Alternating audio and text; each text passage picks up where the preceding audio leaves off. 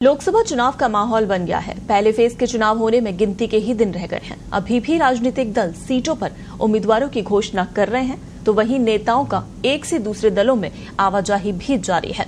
कुल मिलाकर सारे चुनावी सिलसिले चल रहे हैं। उत्तर प्रदेश, जो कि सबसे बड़ी लोकसभा सीटों वाला राज्य है, यहाँ के कई संसदीय क्षेत्रों पर अभी भी उम्मीदवारों की घोषणा नहीं हुई है।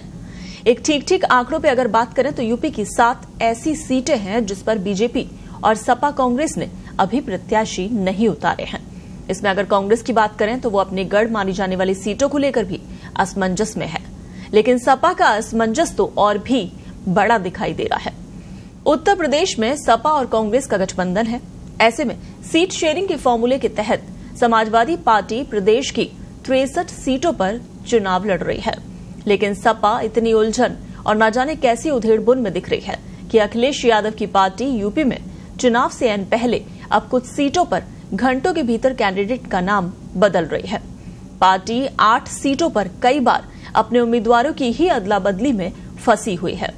एक प्रेस कॉन्फ्रेंस में अखिलेश यादव ये कहते हुए दिखाई दिए कि 80 हराओ लोकतंत्र बचाओ का नारा लेकर संगठन के लोग गांव-गांव जाएंगे।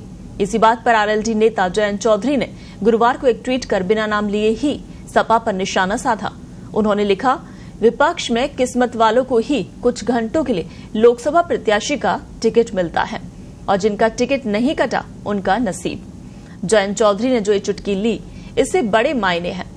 असल में मेरठ सीट में सबसे पहले अखिलेश यादव ने भानु प्रताप सिंह को टिकट दिया और फिर अतुल प्रधान का नाम फाइनल कर दिया। अतुल प्रधान ने नामांकन कर दिया।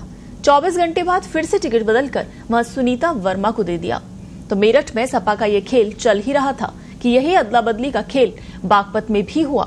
पहले जाट बिरादरी के मनोज चौधरी को टिकट मिला, मगर गुरुवार को अमरपाल शर्मा को टिकट देकर पर्चा अखिलेश ने भरवाया। इसी तरह से बदायूं में भी पहले धर्मेंद्र यादव के नाम पर टिकट रहा, फिर वहां से शिवपाल यादव को टिकट दिया गया। अब उन्हीं के बेटे आदित्य यादव की चर्चा चलने लगी है। पीडीए का जो फॉर्मूला अखिलेश यादव ने गढ़ा, लगता है उसी चक्रव्यूह में वो खुद फंस गए हैं। जहां एक बार टिकट देते हैं, फिर उन्हें कमजोर लगता है या पार्टी में विद्रोह होता है तो अखिलेश टिकट बदल देते हैं। समाजवादी पार्टी, जो कि 8 सीटों पर प्रत्याशी बदल चुकी है, 2 से 3 में 2-2, 3-3 बार बदले गए हैं। वहीं मिश्रित सीट का हाल आपको बताएं कि 19 फरवरी को मिश्रित से रामपाल राजवंशी को टिकट मिला। 16 मार्च को उनके बेटे मनोज राजवंशी उम्मीदवार बने। अब मनोज की पत्नी संगीता उम्मीदवार है। इसी तरह से बिजनौर से यशवीर सिंह को टिकट दी गई, लेकिन 24 मार्च को उसे बदलकर दीपक सैनी को टिकट दे दिया गया। तो आखिर क्यों सपा प्रमुख अखिलेश यादव इतने कंफ्यूज दिखाई दे रहे हैं?